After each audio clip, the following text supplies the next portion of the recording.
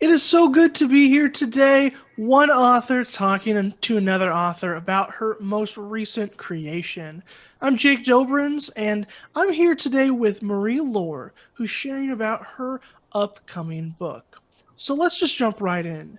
So, Marie, you've written a book titled Return from Exile Revelations from an Anchoress in St. Augustine. It is partly the true story of the 14th century mystic and anchoress Julian of Norwich. So let's start off with this. What is an anchoress, and what can you tell us about Julian's story? Thanks, Jake. I'm happy to be here with you too. So the story of an anchoress is something that happened so long ago that most of us don't even know what an anchoress is. So I'll try to explain it to you here. So women in the Middle Ages, which was Julian of Norwich's time period, and Norwich was the village in England where she lived. So women at that time had very few options if they did not marry or join a convent. But one of their options, a third option, which about 300 or so women and some men exercised, was to live until death in a small room attached to a church, and that was called an anchorage. The women were called anchoresses, and the men were known as anchorites. An anchoress had to be self-supporting or supported by someone in the community in order to be first approved by the parish church and the bishop to enter the anchorage. Julian was named in 2 wills in her early years in the anchorage and in a 3rd will toward the end of her life. And upon entering the anchorage, the priest would perform last rites and declare the anchoress dead to the world before sealing her into the cell. So it might sound gruesome to us, but actually the anchoress served an important role in village life. The anchorage had 3 windows. One window looked into the church so that the anchoress could participate in all that happened in the church and take all the sacraments while staying within the anchorage. A second window allowed for a chambermaid to pass food and things back and forth to her. And a third window was the window that looked out onto the street. And from there, people in the community conversed with Julian through that window. And she listened to their concerns and offered spiritual direction, much the same as spiritual directors do today. So in some ways, she was ahead of her time with regard to that. But the thing that makes Julian's story unique is this. At the age of 30, she lived during the Black Death Plague, which had wave upon wave upon wave of deadly plagues. I believe this was the 2nd wave when she was about 30. And she had a near-death experience that changed her life. For 3 days, she had a fever that wouldn't break. Her mother called for a priest, thinking that her daughter was going to die. She actually writes, "My mother was ready to close my eyes." And during those days, she was focused completely on a crucifix that was being held before her by a priest. And that's when she had visions and what she called showings. And they were visions of Jesus dying on the cross. And they were 16 different showings. And she didn't die. 3 days later, she was remarkably recovered. But those showings changed her forever. And so she quickly wrote these 16 showings down because she was afraid she was going to forget them. And that is called her short text. And there's a book of short texts that remains today, and I believe it's under the title of Showings. But because these visions became such a part of who she was from that time, from the age of 30 going forward, she really needed to do something more with that. So by the time she was 50, so 20 years have gone by, she's lived her life in the community and done whatever she was doing there in Norwich. She decides she needs to go into the anchorage so that she can commit herself to writing about these showings, because she wants to explain them for herself, but she also wants to share them with the world. Well, that's absolutely fascinating. What an interesting story. So, you actually visited the Anchorage in 2019. What made you decide to go all the way to Norwich, England? Yeah, Jake, that's a great question. And it's better answered in hindsight, because I can honestly tell you that when I was preparing to go, when I was there, the question just kept coming to me, what am I doing here? I absolutely couldn't answer the question before I left or even while I was there. It was that whole process of the pilgrimage that I made solo from where I live in St. Augustine, Florida, across the ocean to London, and then from London on a train to Norwich, which was pretty much a 2-day experience, and on the reverse, two to 3 days coming back, that I had to process all of this. And it's in my story, and so I think it's easier for me to read a little bit of that, which sort of brings it into focus. But this was in hindsight.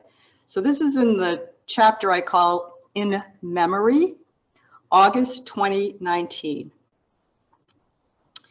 The sea change in my heart began a year ago with a first and failed attempt to make a pilgrimage.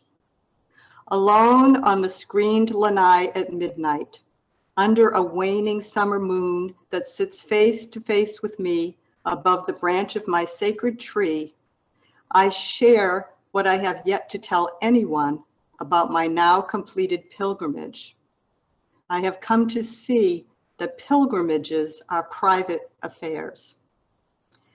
Flickering moments come into view without warning. How can I describe it? How do I speak about the sound of the long S of the Sanctus sung at the Ely Cathedral Ladies' Chapel, or the first early morning sight of a family of 7 swans gliding by on the river, or the piercing screech of the peregrines flying around the spire of Norwich Cathedral, and this just days after I watched them on my computer via webcam in Florida, or the soft red glow from a candle I lit standing alone at the altar in Julian's Anchorage, or the airport terminals and train stations where at all hours I waited in anticipation, all alone in a crowd, or happening upon a little garden cafe in time for afternoon tea and cakes, followed a long day in the library, or that unforgettable man on the plane, fighting back tears while saying, I am coming back from my grandson's funeral.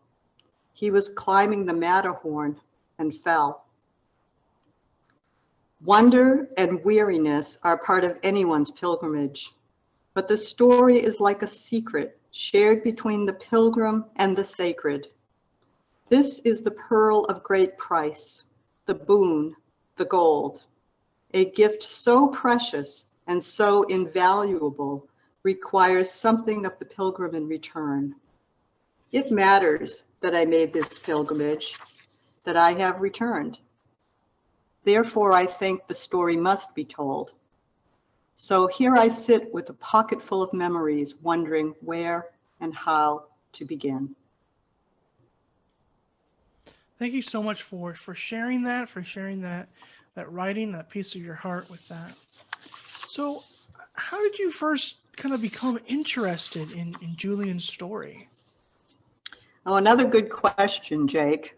She's not known to many people, but people who go to divinity school like I did and like you did encounter all kinds of interesting people, both in the flesh and in the book.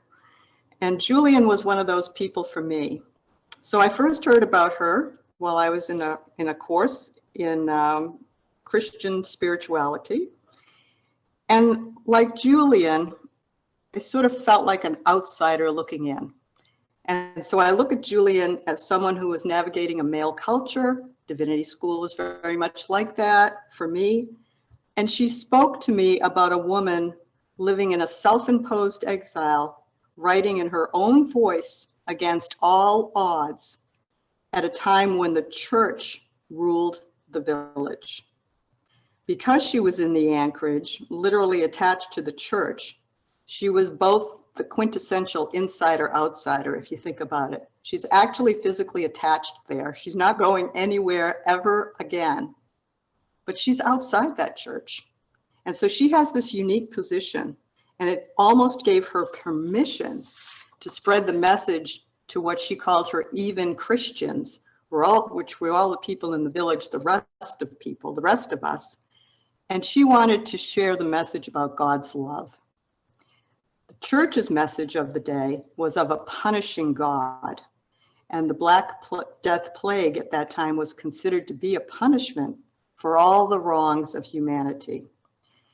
Julian spoke and wrote about hope.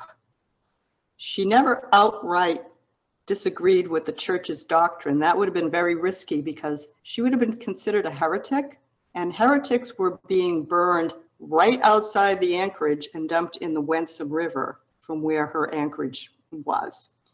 So she knew the line, and she found that middle place, and she offered an alternative viewpoint that was acceptable because of her position, her standing as an anchoress. But in spite of the plague, she never mentions the dark days in her writing. Instead, she spreads that word that God was a loving father and mother to everyone and to every creature. So her story really spoke to me as a woman, as a mother, as someone in the church hierarchy that was male dominated from the time that I was a child. And here I was in divinity school. So here's a woman who has a voice, and she finds a way to use that voice in writing. And she also finds a way to deliver an alternate message of love and hope. So I really felt we were kindred spirits, I think. Wow, yeah. That again is a great story, and that's super interesting to hear. So, you're putting all this is coming together in your book, Return from Exile. Who do you imagine would want to read this book, Return from Exile? That is actually the question, right? That's the question. Who wants to read the book? I find that people of all walks of life know about life transitions. And Julian's life transitions, if you think about the time of her life when she made big choices.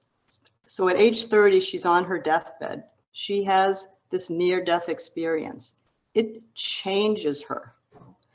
And 20 years later, at another transition point, the age of 50, she makes a major decision and she decides to become an anchoress and go into an anchorage.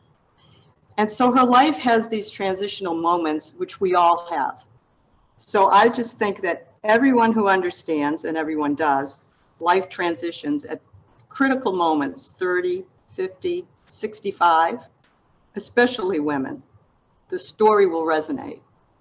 It also will resonate, particularly now, with any of us who survived the 21st century pandemic and have also felt for a time that we've been in exile from the world. So I'm really seeing an audience there that can jump into this story in a way that they can put themselves in her shoes and in my shoes. But I'd like to just summarize it, if I could, with a little synopsis of the book that I think will speak to people in a different way than my own, articulation there. So one of my favorite quotes of Julian is this: "Between God and our soul, there is no between." So I'm saying anyone who has ever fallen head over heels in love can understand Julian. Her heart's desire was to be as close as possible to her beloved forever. She gave it all up to move in with him. She closed herself off from the rest of the world so they could be alone. She never looked back. Julian met her one and only when she was about 30 years old, the age when many people meet their life partner or soulmate or both. And after seeing her beloved only 16 times in a fever-pitched vision, Julian never sees him again. He disappears from her life, but never from her heart. This could spell heartbreak, but not for Julian. Over the next 20 years of her life, Julian longs to see him. Her yearning and longing draw her closer and closer to him. By the time she reaches the age of 50, Julian has made a decision and a choice that forever changed her life. The ultimate test of true love, offering her life to be one with her lover by living as an anchoress within a small anchorage attached to St. Julian's Church in her village. Julian fell in love with Jesus. He was everything to her. She loved him in absentia. That unseen love is the most powerful of all. The lover is a fantastic figure from a distance.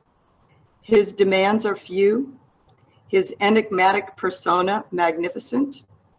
Loving is unconditional. The promise of spending all her time with her lover was Julian's greatest joy. She held him closer than even a mother with a baby at her breast. It may appear on the outside that living securely within an anchor hold, Julian was playing it safe. Yet, due to her life choice, her life was no longer her own. It belonged to her beloved, completely. She had risked it all for love. Well, our time is kind of coming to an end now. And I know everybody's asking themselves, when will we be able to read Return from Exile? How do we find it? That's a great closing question. And the answer to that is the book will be released late this summer, which means late August, early September.